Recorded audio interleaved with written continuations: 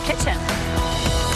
You girls can wait here and we'll have some yummy food for you. We are in the kitchen with Paul Apana and we were searing it, right, for 4 minutes on one side. Absolutely. Have you flipped it? I have flipped it, and you notice the darkness of it. And you know what, I would probably even go maybe another minute or two because you do want it to be pretty much black on the outside of it. Okay. So, like I said, it's going to look like it's burnt. However, most of that is just the fat that's on the short rib itself. Can I tell you how good this smells? Ugh. Yes, you can tell me that. Go ahead. Your cologne that you're wearing, I know, it's eau de beef. Oh, it smells good. Are we going to say, is this like an au jus sauce? What is it? You know what, we're going to add on to that, and we're going to build onto it as well. Okay. So, absolutely. So now we've seared our short ribs, and you can see both sides of it, nice and dark, and we're going to put that in a pan. So once we've had that over there, voila. Now, what we're going to do is we're going to go ahead and save what we have in our pan, kind of like the fixings, and we're going to throw in a few things like we're going to throw in a little bit of garlic. We're going to throw in some onions.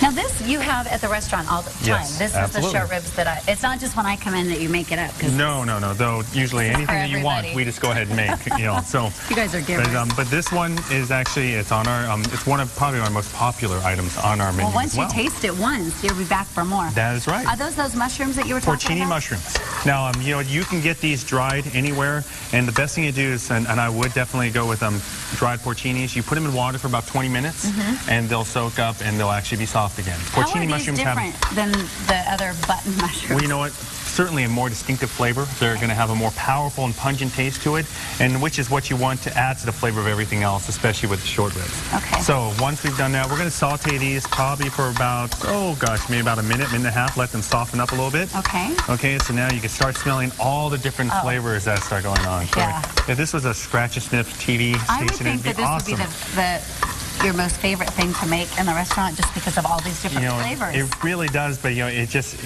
encompasses the entire kitchen. Right. And sometimes you like to escape and you probably smell like this for days, right? Oh no, not days. You know, maybe a couple hours.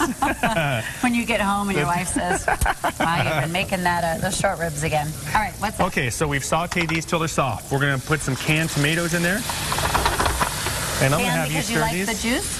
Like you like the canned tomatoes. Yes, you do like the canned tomatoes with the juice to add into that.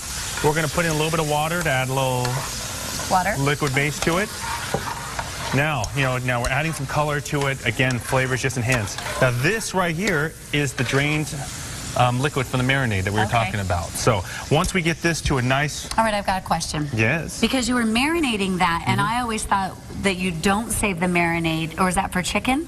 Well, you know what you can do, but we're going to cook it again. Okay. So that is the key, and that's a great point to bring up. Okay. You know, as long as you're bringing it up above 140 degrees, and we're actually going to bring this to a boil and then let it simmer.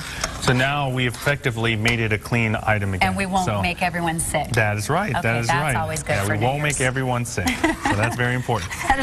That is our motto of the day. That's an important goal, especially for restaurants, I think. So now we've let that simmer for a little bit, and we're going to put the marinade in. So what we've done effectively now at this point, you bring the marinade up, or this up to a boil, and then you're going to let it simmer at a lower heat for about 5 minutes. The reason why you want to do that is you allow it to simmer for now the garlic, the onions, the porcini mushrooms, the tomatoes, they all tend to fuse together for a nice flavor. Okay. So, now, once we've had that all together, we let that simmer. You're going to go back to your short ribs, and what you're going to do is you're going to cover the short ribs with it. Oh, my goodness. Yeah, Are you guys doing anything special for New Year's Eve? Well, you know what? We're actually not, because in previous years we have been very successful. Right. However, we've had so many requests for just a regular menu that we've actually been busier on normal New Year's Eves. Right, because people go there for dinner and then maybe they go to the parties exactly and right. stuff like That's that. exactly right. And then you can come in and still have that burger if you like, or that New York strip steak, or prime rib, or just a pizza from you're Wood-Fire open. Oven. What time are you open until? We're open regular hours. We're open. The dining room's open till 10. Okay. And then the bar's open till 1. Okay, so we can toast in the new year with you guys. Of course you can. At Village Tavern. Okay. So, but if you look at that now, you have the marinade surrounding it. You're going to cover it with plastic wrap and foil. Both. And foil. You're going to cover them both because it will sear in everything. The plastic wrap will keep it moist, and the foil will keep the heat inside. So you're going to put it in the oven, 300 degrees for about 2 or 3 hours. Okay. Just let it sit there.